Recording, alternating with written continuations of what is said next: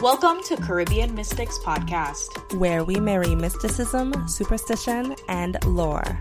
I'm your host, Paulina. And I'm your host, Gabrielle. And we are your resident Caribbean Mystics. Join us today as we explore the depths of real supernatural stories. Told by real people located right in our very own backyard.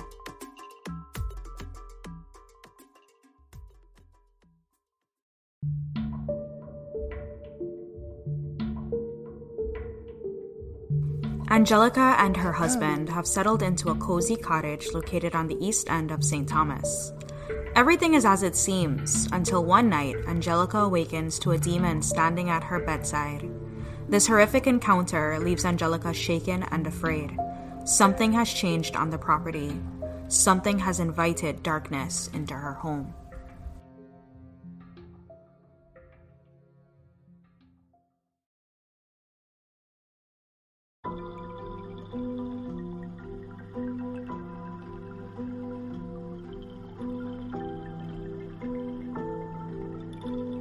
My name is Angelica, and I'm actually from Jamaica originally, and I came here in my early 20s.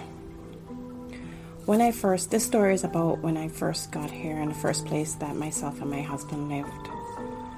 So we had moved to the Virgin Islands, and we ended up in this spot that was beautiful. It was really, really gorgeous, and we fell in love with it right away. Our landlords were amazing, and they were very caring, and our landlady especially took great care of us, which was nice because it was my first time living outside of my country. We lived there for the first, I would say, 6 months without anything happening. And at that time, I wasn't working, and I was spending a lot of time at home, and I really made the space my own. Her husband had a profession that dealt with buildings and older buildings.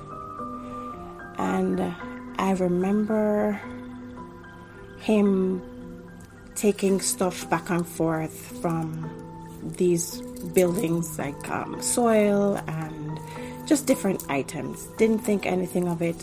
Their house was actually separate from the lodgings that we had. It was like an ordinary day going into evening, and my husband had come home. We'd eaten dinner, the usual, watching TV, having a good time, and then, we went to bed.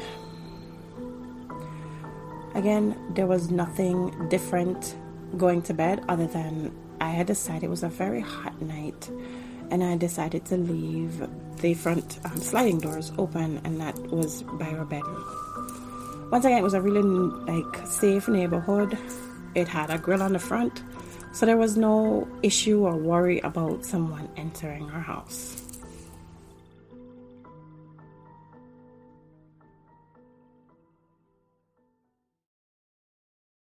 I'm not sure what time of the morning it was, but it was early morning.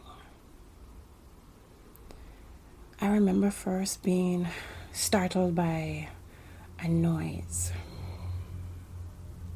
Can't exactly tell you what the noise was, but I remember, I'm a very light sleeper, and I remember jumping, I wouldn't say jumping up, but I remember being startled awake. Now, I'm from Jamaica, and one of the things we do is we always say if something wakes up in the night, then you don't jump up out of bed. You slowly open your eyes to see what's going on in your surroundings. And so I did the same. I remember as my eyes were getting accustomed to the dark that I saw something. And my first reaction or thought was that somebody had broken in the house, because this person was standing at the foot of the bed. And as my eyes adjusted more, I could see that what I thought was a person who could not have been. It was about 7 feet tall, and it was dark, black. Just this almost like universal blackness is the best way to describe it. Like how if we went up above the sun, how it would be black. It was looking at me. Without eyes, I could feel like this piercing, very like this feeling that was just gripped me with fear. I could not move. Physically could not move. And it came closer. And it was with this like speed from the foot of the bed to the side. And all of a sudden I remember I could not speak, could not breathe. There was no voice. I felt like there was a hand around my throat. And I remember trying to hit my husband to wake him up. And I could not move my arms. It's like I was held down on this bed. I remember a fear. I never felt so fearful. I felt like this thing was going to take my life. It felt I was scared beyond anything I'd ever experienced. And I remember in my brain scrambling, what am I going to do? Because I couldn't scream and I couldn't move. And I remember that I needed to say the 23rd Psalm. And I remember trying to say the 23rd Psalm and I couldn't say it. I couldn't remember the words. And this is a psalm I knew.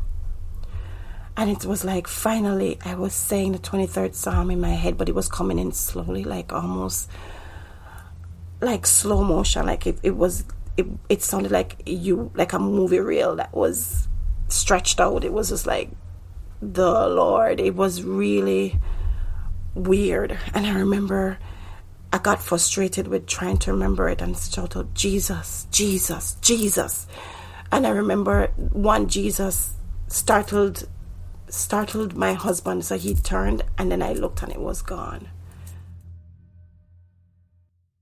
But there was this lingering feeling as I got back like motion in my limbs. I remember this feeling, that this emptiness, like it had made void all else in the room, like it was just this hollow space. And I remember pushing my husband fiercely awake and him getting up and being grumpy. And he was like, what? And I said, Dale, something was in the room. And my husband, who was also very sensitive, did not tolerate spirit talk. He didn't like it. And so he told me, it's just your imagination. And he went back to bed. And I could not sleep. I got up. And I remember going through the house, reading Psalms and praying. And I remember how the whole entire night, there was no sleep. I just kept remembering this figure. In the morning, I tried to tell my husband what had happened, and he just brushed it off as me sleeping. But I knew this was more than just sleep. This was not a dream. So when he had gone off to work, I went next door to my landlady. Her husband had gone off to work too, and I knocked on the door. And I said to her, have you noticed anything happening in the house, anything different? Because I'd been there for 6 months and nothing had happened like this. And she said, no. And they were Catholic. And she said, no, I don't know. I haven't had any experiences. And I said, something has changed. I was adamant. And I told her about my experience. And she said, do you want me to get my priest to come and pray? And I said, no. I said, there's something has happened. What has changed?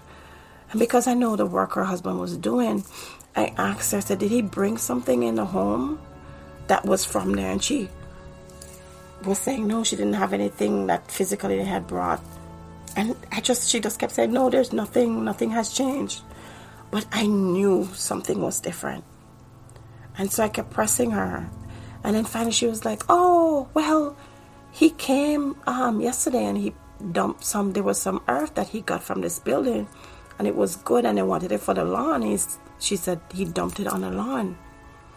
And she said in the pieces she found broken crockery from long ago. was Danish crockery. And I told her, I said, well, that's it. You brought something here. Like, there was an energy that had shifted, and it was because of what you brought from this, wherever he brought this earth from.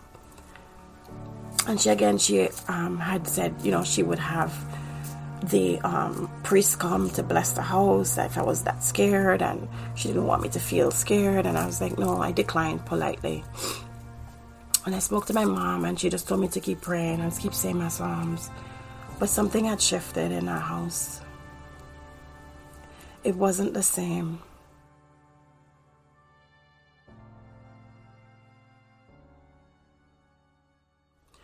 And then soon after, I'd be in the kitchen, I'd be cooking, and things would disappear. Like, I'd just use a can opener, and I'd turn around, and it wouldn't be there. And then again, I would probably say something like a curse word or get upset, and then I'd turn around, and then it would be there. It was just little things.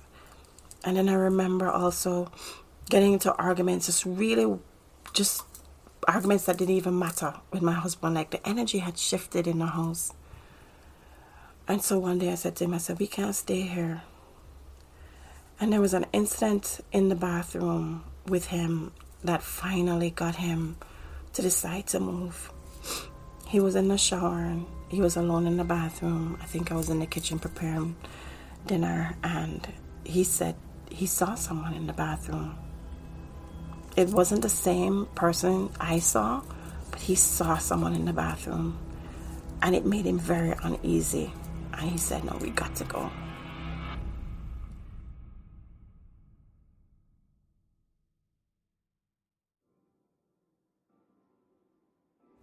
One day, about 3 or 4 months after we had moved, I was watching a documentary, and it was about exorcism.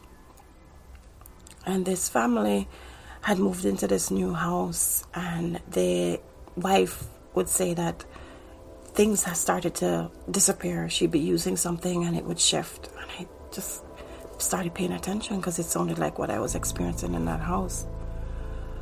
And I remember she said one night she was sleeping, and it was early morning, and she woke up and she saw this figure, and she described how it was about 7 feet tall, and it was black, that she could put her hands and her hands would disappear. That's how it felt. That's how black it felt to her. That's how she saw it. And she talked about how she couldn't move her limbs and she couldn't speak. And then so she had woken up from it, and she same thing told her husband, and he told her that, he didn't believe, but things started to progressively get worse.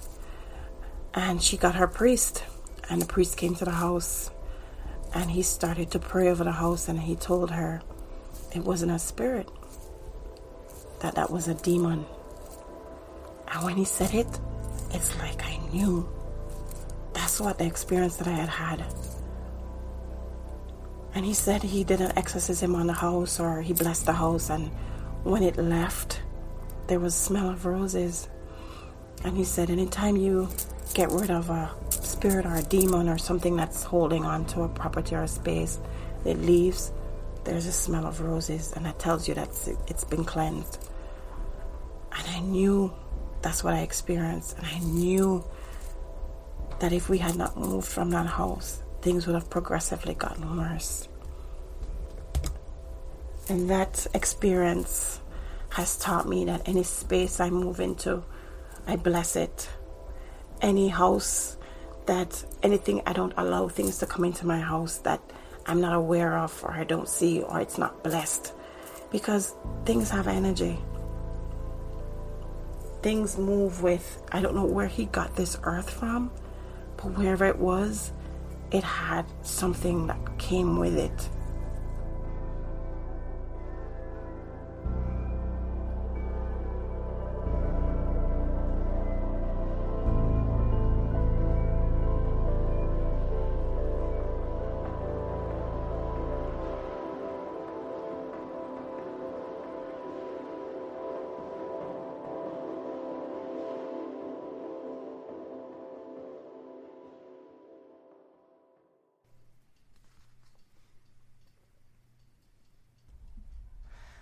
Welcome to season 2 of Caribbean Biscuit. We are back at large. Thank you everybody for tuning in. If you're new to the podcast, we've had Angelica on before in season 1. You could hear her first story. I'm pretty sure it's episode 2. Is that right? Yep. The Halloween guest. That's right. Yes, the Halloween guest. And she talks about her experience on Halloween. So we're really grateful to have her back on season 2, telling us another harrowing tale from her home. I was listening to it before we met, and I was the one who was able to record this story with Angelica, and we were alone in a dark room recording because we were trying to ensure that the audio quality was like up to par. And we were like scared. Like her and I were collectively in the room like uncomfortable because the story just elicits so much. Like you can, her imagery, the way Angelica tells these stories are always so like they entrap you in a story, and you are so like connected to the way that she really like paints the scene for you. So I know that there were people at the edge of their seat listening to this story with all the bells and whistles attached. I agree. This one was really creepy, especially, you know, because I'm adding in the music and it just adds an extra layer of creep. And I'm like, it's nighttime. I really can't be editing with the music at night anymore because it just freaks me out. No, I completely get it, because when I looked at the final draft in my email last night, it was like 2 a.m. when I saw that it had been sent. I was like, oh no, this can have to wait till the morning time, because I had already, I heard the story before, you know, like when we were recording. Yes. But it's when you get those bells and whistles attached, you like are on a ride again, but it's more intense. Yes. Do you ever find yourself, and this is more on a personal level, but adding some extra layers of protection because of the work we do with this show? Absolutely. I actually made a mental note today when I was listening to Angelica's story. I was laying in bed, and I was listening to her story to prepare for the discussion. I made the mental note that I need to sage after we finish our our discussion. Sage the house, because I think that so Paulina and I I shared a podcast episode with her that was super creepy.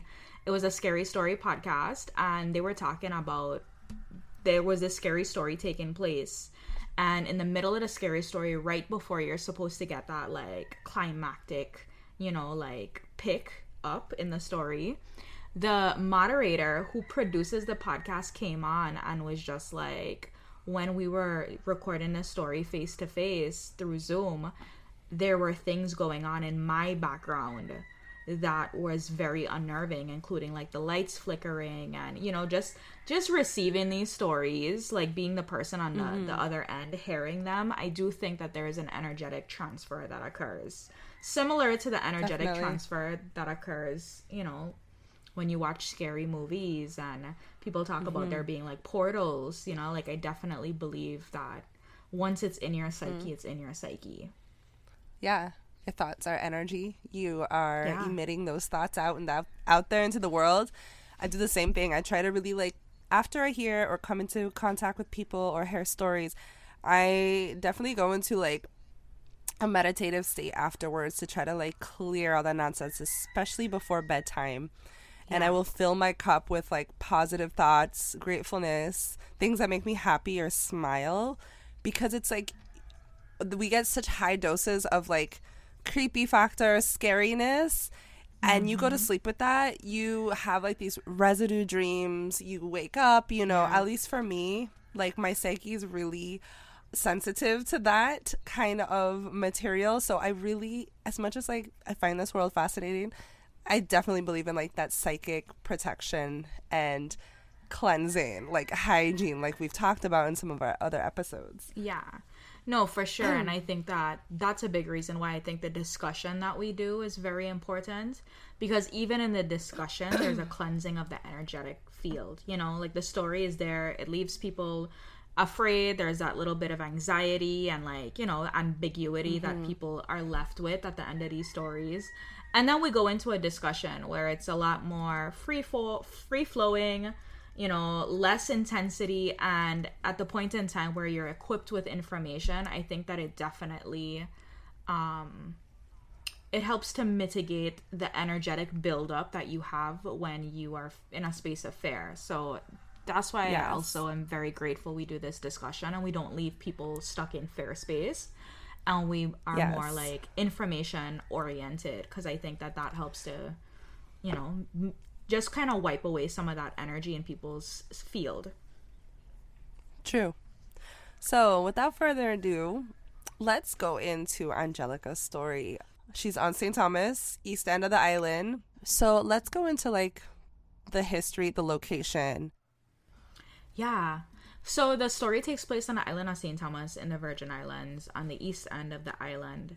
And I felt like it was very fitting with this type of story because there was a transferal of energy from one part of the island to the next, that we kind of go into the history of the island of St. Thomas. Before the Virgin Islands was owned by the United States, it was owned by Denmark. And so we were not called the Virgin Islands, we were called the Danish West Indies. And St. Croix and St. John were more outfitted for like slave labor, and economically, like that was a huge driving force under Danish rule for those islands. St. Thomas did have slave labor and a few plantations. However, St. Thomas was more known as a space of commerce.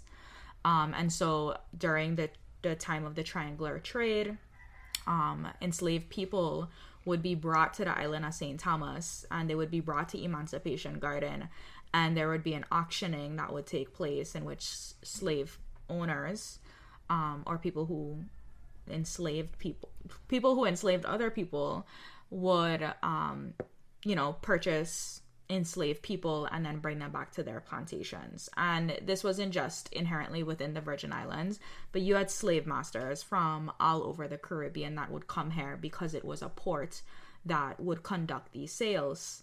And so that middle section of the island, that main street area,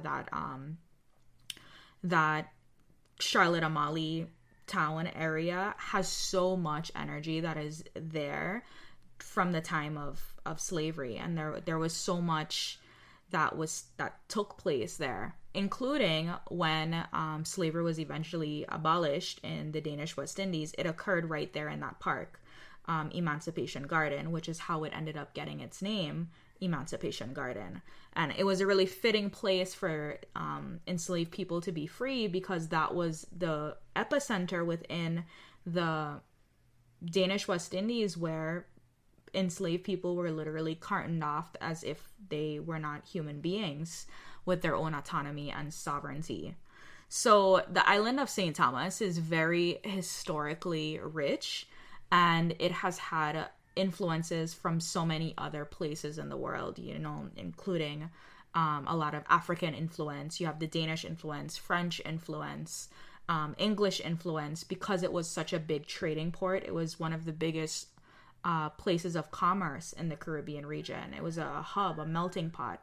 And even in piracy, you know, like you had Port Royal, that was known as like the den of pirates, and then you had St. Thomas, which wasn't too far away from that. And I don't think a lot of people that live in the Virgin Islands really understand how notorious our pirate scene was at a certain point of time in history during the golden age of piracy. Like, this was one of the places to be, because we had a governor here that had given pirates almost like safe harbor and was getting under the table deals from allowing them to come here and to kind of set up shop and to get some kind of safety.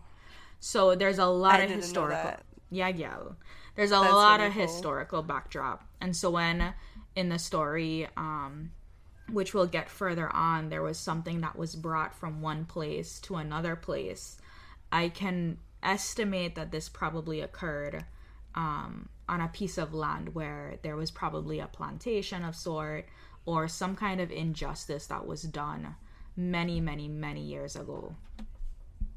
I agree. I mean, literal blood was soaked into this soil and dirt. So years of mistreatment and suffering and pain.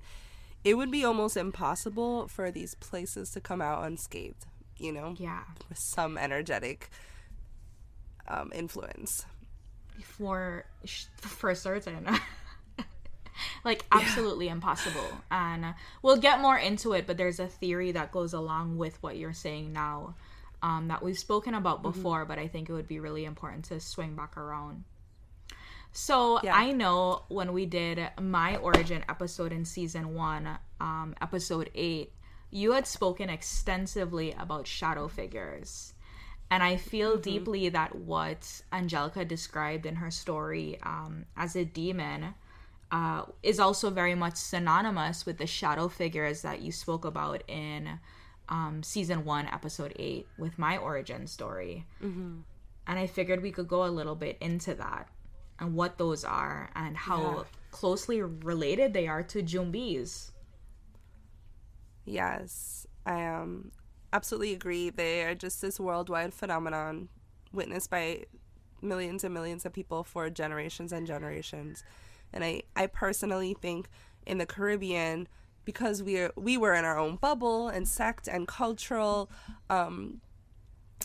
shifts in cultural lifestyle, like we created our own name for these entities, these demonic or negative, if you want to call them, entities, and we call them Jumbies, but some other places call them by different names, you know. So mainstream, I guess the general name would be for these literal dark shadow figures. And I have heard of different types of shadow figures as if they have their own sect of entities as well. You might be familiar with the Hat Man. That's a really popular one. Yeah, they say the Hat Man is like the devil himself. Right? Like he wears usually tall trench coat, wears like a fedora or like flat brimmed hat. And he will show up in places where there is either a lot of like violence in the home or domestic abuse or negative energy. And of course there's theories that that's what they feed on and that's why they are there, or they're there to incite this. But it's weird because I completely forgot about this memory, but I feel like I saw the Hat Man when I was a child in my closet. I just remember my bed would be sitting right in front of this tall, skinny closet, like walk-in closet in my bedroom. Me and my brother would share a room. And my side of the bed was on that side of the room, right in front of the closet. So literally I'd be sleeping dead of the night, and it was my ritual to close that door every night before bed. I could not stand it open because I would complain to my parents that there is a man in the closet watching me sleep, and he's like wearing a trench coat and he has a hat on. And it's so weird because I completely forgot about that memory until a couple of weeks ago, listening to someone's experience with the Hat Man, and I'm like, did I just make this up? It's one of those memories that's so faint though, so it's hard for me to be so certain about it. But yeah.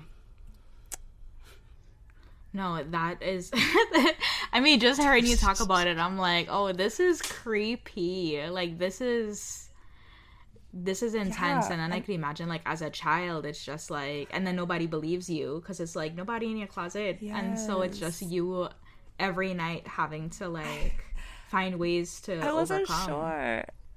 Yeah, I wasn't sure if this was, like, my imagination taking the best of me, because it was so dark, you know, it was so black. But my closet door would be open, and I was like, God, I hated it open, hated it. And I remember telling my auntie about it, and she is long past now, but she was like, okay, this is what we're going to do. And she bought me these candles and put the candles in my closet and told me to like light them every night and say like a little spell.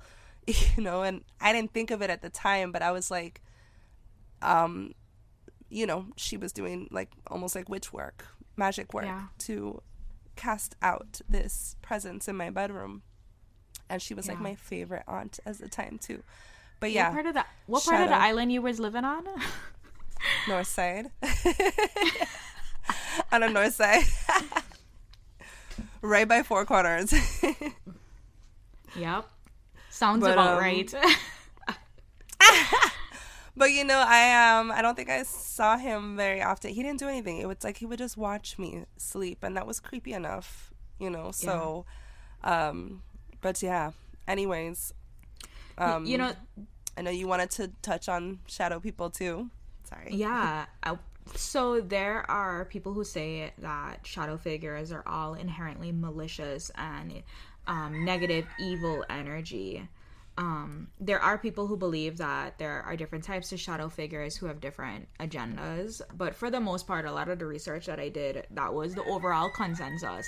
And it's really interesting because if you look into some of the history of the Jumbies, there is that notion of like there are good Jumbies and then there are Jumbies who have, you know, a more malicious desire attached to the things that they do.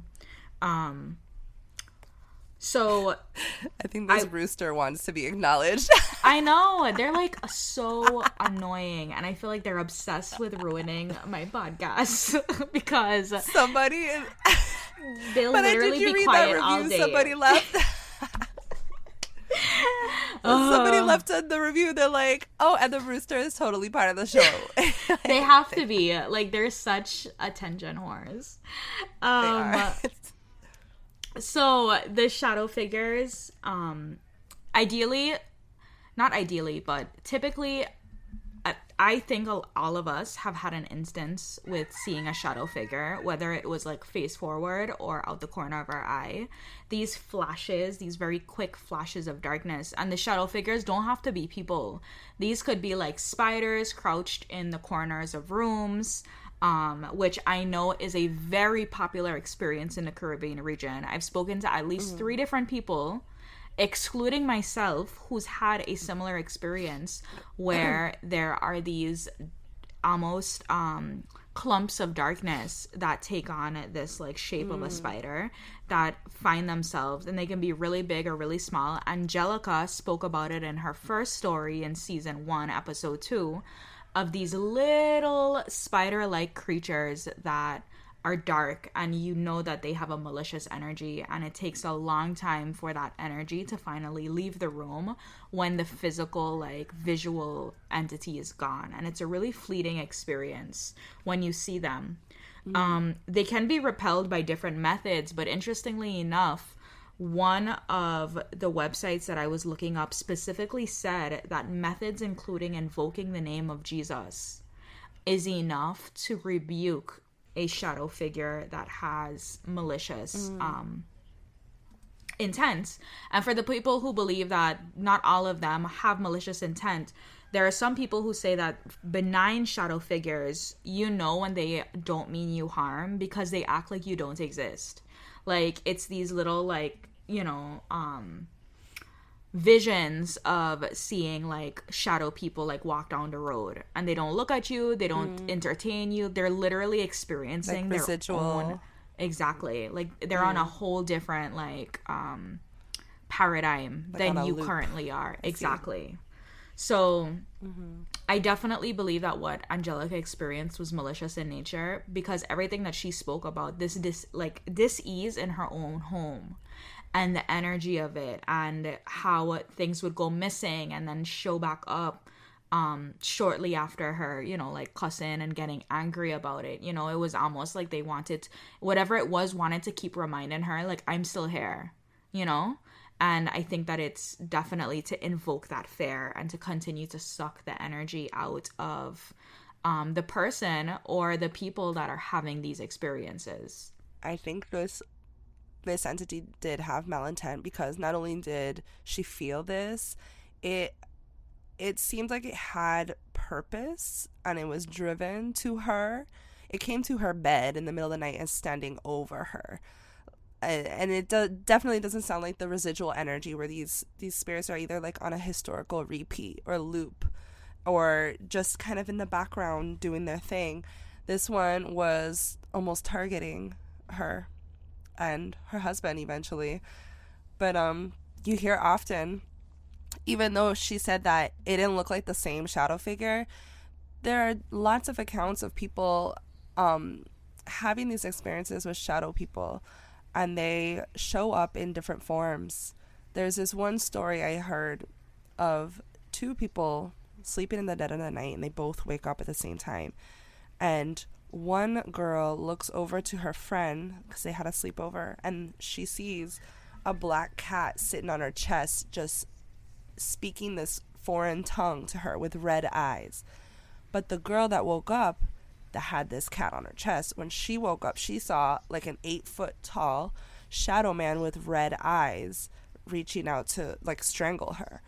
So I think, like I was saying in that last episode, these beings are capable of shape-shifting into your worst nightmares and almost being able to read your mind in that sense. And repeatedly we've heard people come to the defense of using Jesus and psalms and prayers, and I don't necessarily believe that it's Jesus themselves that has like the power. I think it's that these people find power within Jesus and these beliefs and these prayers, because I feel like I never grew up with those religions, so it's very foreign to me.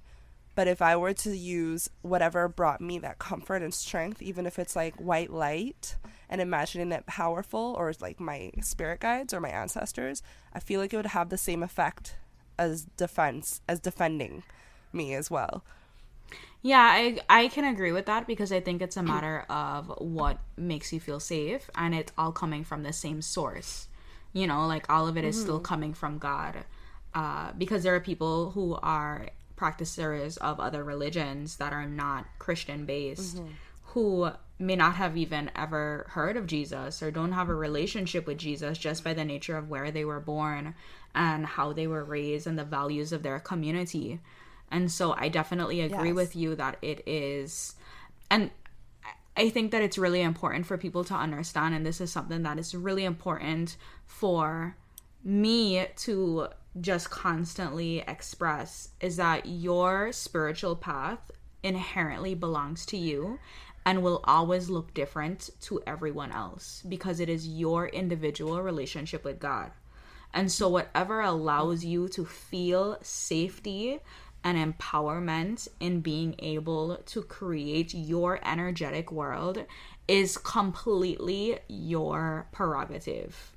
So don't leave people try to make it seem like there's only one way to safety and energetic love and you know, like being able to feel safe in your space. There are multiple paths to God. There are infinite paths to God, and it's completely up to you what path you decide. And when you were talking about you know, this entity like appearing to Angelica is a medium, and so she already has the proclivity to connect with people who are no longer here. Whereas her husband in the very beginning had a really different experience, where he wasn't experiencing anything, and he was kind of like, while he's sensitive to the spirit world, he doesn't want to think about it, and so he didn't want to acknowledge that what she had experienced was real, and how she had been feeling was valid. And I think it's really interesting, because we see this common thread with men, where they have a harder time coming to terms with like I guess something wrong, like I get dumpy in the house. Yes. Oftentimes men are usually very like hard to like finally come to this information, and it takes people like levitating off the bed and all kind of crazy thing to go down in order for men to finally like put down the ego and be like, okay, I guess something happened in here.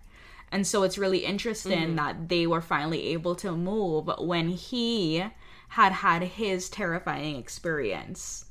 And I also think that there is this notion, and I have a lot of compassion for men as well, because it's like societally, and I think there's a bit of energetics that go into that, where men are taught that they are protectors. And so it's really unnerving as someone who is charged with the responsibility of like protecting your family, to have to protect them from something that you can't see, something who you know, like, you don't know what their weapon is, quote unquote. And so it's a lot easier to be in avoidance than it is. And avoidance is also the Caribbean way. So there's that, you know, like, you're always told to don't answer your name when you get called, or, you know, ignore things and they go away. And in a lot of instances that's true. And also, I find that women have a much easier time coming to the realization, like, oh, we might in fact have some crazy things going on in our house that is, you know, ramping up. Whereas men have to have, like, a very blatant experience for that to, like, sink in for them. I'm not trying to be gender biased or anything, but inherently, it's usually the female that typically has these extrasensory powers, if you want to call them, whether it's being able to communicate with the dead or have psychic abilities or premonitions. And not that men don't have it. It's most common, like, females tend to have this sensitivity towards spirit a bit more. And I mean, you see it with the history of the witch. She's a female archetype. You see the fortune tellers are depicted usually as females, or the crone. She's the old woman that knows, the wise woman in the village, or medicine woman. And men, especially, like exactly what you were saying, they grow up with this machismo, this predicament that they have to live up to and be, like you said, the protectors. And I will say that I think a lot of it has to do with this way that society positions men in a household. I am a firm believer that men are the head of the household as it relates to the physical. So the provider, you know, they do, you know, like, encompass their families in safety and etc., etc. But I believe with all of my heart that it is the woman who is the head of the household energetically. That's why women create a home from a house.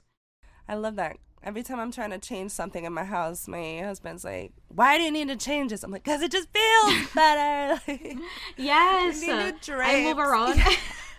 I move around our bedroom like several times a year, and it's just like every time I'll begin the day with, babe, let's move around the bedroom, and he'll be like, why? It's fine. It's fine the way it is. Yeah. And then I'll move around the bedroom and he'll come in and be like, in here feels nice. And it's like, yes, exactly. I know it does. I love freestanding furniture too for that particular reason, especially when you feel so sick of your home. Just moving some furniture around, changing the feng shui can really uplift your mood. Much. It makes you feel like you're in a new place. So it does. And speaking of people moving around thing by the home, this man literally brought soil that seems to be cursed from God knows where to his literal backyard and literally, like, unleashed all of this problem. And what's crazy is that the owner found this Danish china and pottery, and it's crazy because that's not like something you scoop up and you're like, oh, here it is. It's like, what are the chances of you scooping up that soil? Because they wanted it for their garden, right? They said it was good soil. They wanted it for their yard. And you find history in that soil. It may sound kind of strange, but like I was saying earlier, depending on where this soil came from, there was literal blood soaked into it, or sweat, tears, suffering, and that leaves an imprint on the land itself. And I mean, you hear it in some folklore, you know, with vampirism, that vampires bond to their native soil and they can only rest in soil from their land of origin. And then, but the thing with cursed soil, or just soil in general, is that it's not an uncommon thing in magical practices. Magical practices in history used graveyard dirt to conduct spells. In ancient Egypt, there are ancient texts that indicate that they used graveyard dirt, which also encompass some of the bones of those deceased, in their magical practices, particularly matters of cursing and necromancy. So sometimes they would find the dirt or soil by someone that they despised or someone that was really bad in life and used it against others. There's also been documents of former slaves and enslaved Africans that used graveyard dirt to try to conduct either harm on their slave owners or even for love spells as well. You know, I have heard about the grave dirt thing just by nature of working in a metaphysical shop, and as much as what you're saying is absolutely right, because I do know of instances of people using graveyard for like grave dirt for protection, you know, and so it's not inherently used as a bad thing. So what I thought, one of the most interesting components of Angelica's story for me was at the very end, where she starts to talk about how 4 months later after the experience and moving out and all of that, she was watching a show and she started talking about roses and how a priest who had performed an exorcism said that when you smell roses after an exorcism, it means that it's done. It means that the spirit that you wanted to eradicate from the person or the space is gone. And I thought that was really interesting because roses are very significant in the spiritual community, not just in the religious community. Specifically in the religious community, they call there's this phenomenon that they call the odor of sanctity. And this is really acknowledged in the Catholic Church. And it's talking about this floral scent that'll emanate from the bodies of saints, especially from people who have experienced the stigmata. And for those of you who don't know, the stigmata is almost like the energetic signature that would come to someone that represents Christ's crucifixion. So there are these people who wake up one morning and they randomly have the imprints, the like wounds of the nails that went into each of Christ's hands, as well as the nails that went through his feet. And it'll show up on their body randomly, and it is a very huge symbolism of like just someone who's sacred and very close to Christ consciousness. And so they call that the stigmata.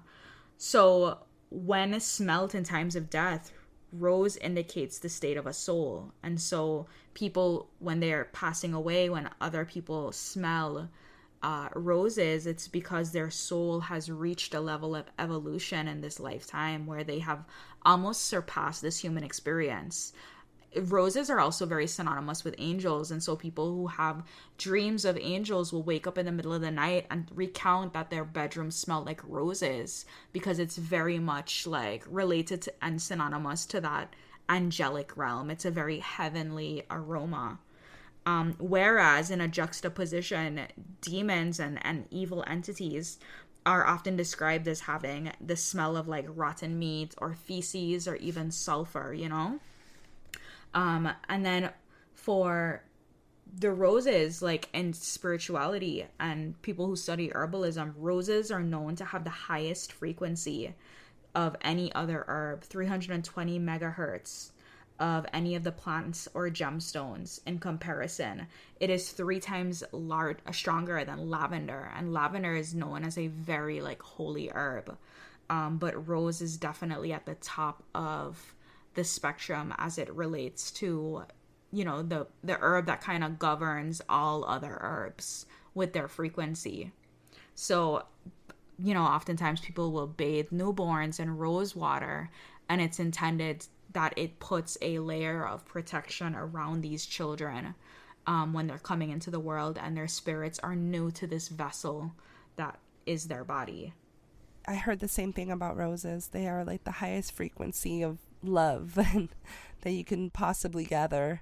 And I thought that that story that she found afterwards was really creepy too. It was just kind of validation for Angelica that what she experienced falls totally in line. It's just like a play-by-play of a demonic, not possession, but maybe intrusion into her home. Yeah. And I'll go ahead and say too that these entities, because they want to attract fare, because that is what fuels them and feeds them, eventually the little scaring here or there, you know, showing up at your bedside in the middle of the night will not be enough for them. And so oftentimes people who are living in spaces where evil is close by notice that that tends to ramp up rather quickly instead of stay subdued. And so I do believe that if Angelica had stayed in that space, she would have experienced a lot more activity than she had been experiencing prior, just by the nature of these. It's like a drug, you know, like you get the first hit and it's like, wow, this is crazy, but every hit after never really amounts to the first time, and so it ends up getting a lot more intense and ramping up quickly, and the need for more increases from these entities until you're like in a full-blown like house with, you know, like possession issues. It makes me think of like a demonic pact, you know, that some people may make. And in different cultures, like demons could be like a sect of jumbies. Like to some people, those jumbies are considered demons, and they're all different levels and grades of negativity or whatever.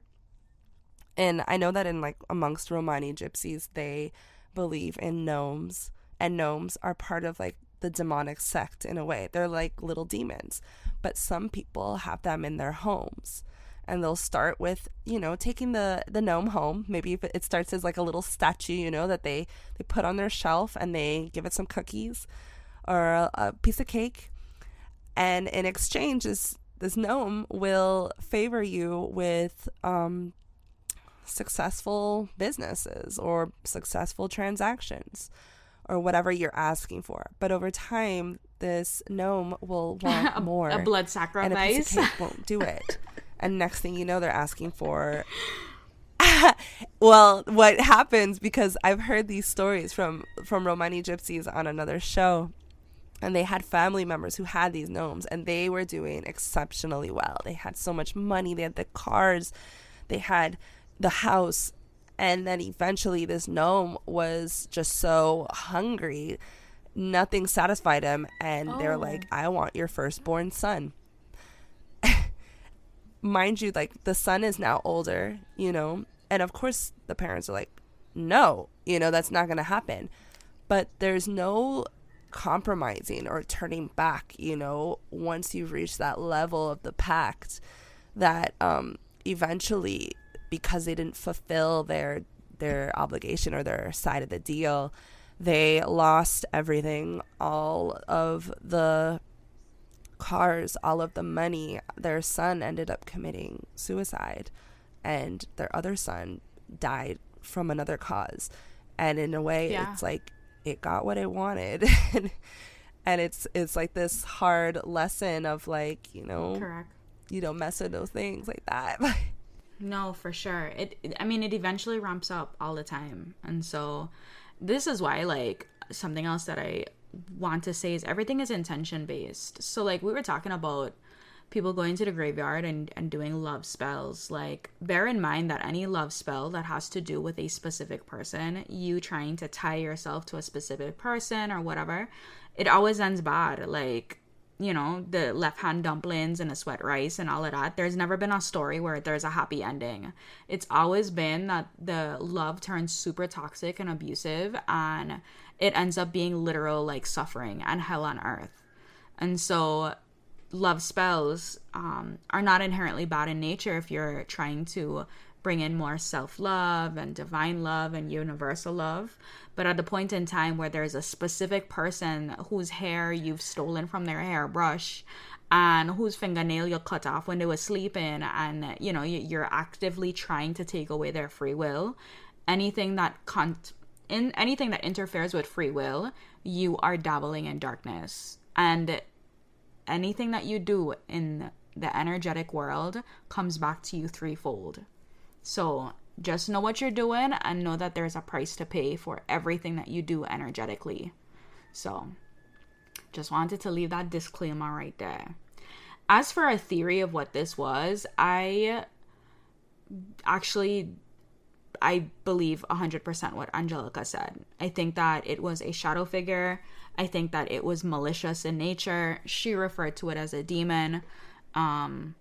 And it might have very well been. I think if this was like a novice, someone who, you know, like isn't really, this is their first experience and isn't really, you know, the green behind the ears or whatever, I would question it a little bit more. But because of the nature of Angelica already having a relationship with like the dead and already being very well versed in this world, I believe if she says a demon is a demon.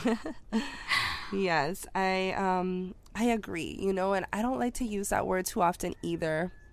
I do think that this entity was probably malintent, because I believe Angelica's intuition in her own body and herself that this was not something that was curious or even wanted to like leave her some flowers or something. I think this thing wanted to do her harm, and that's the feeling that she got from it. Yeah. And so yeah, I too agree. It's something negative. Call it a demon, call it a jumbi.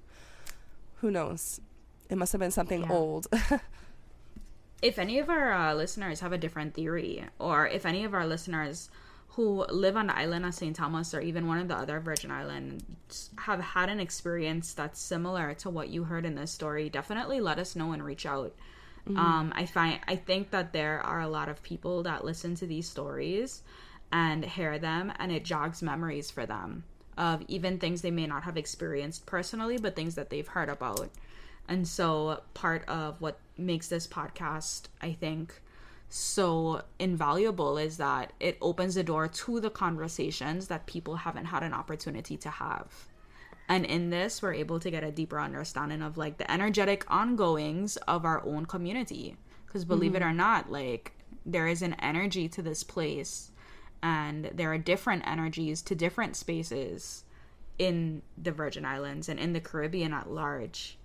Yes. So we'd be super interested to hear what anyone has to say.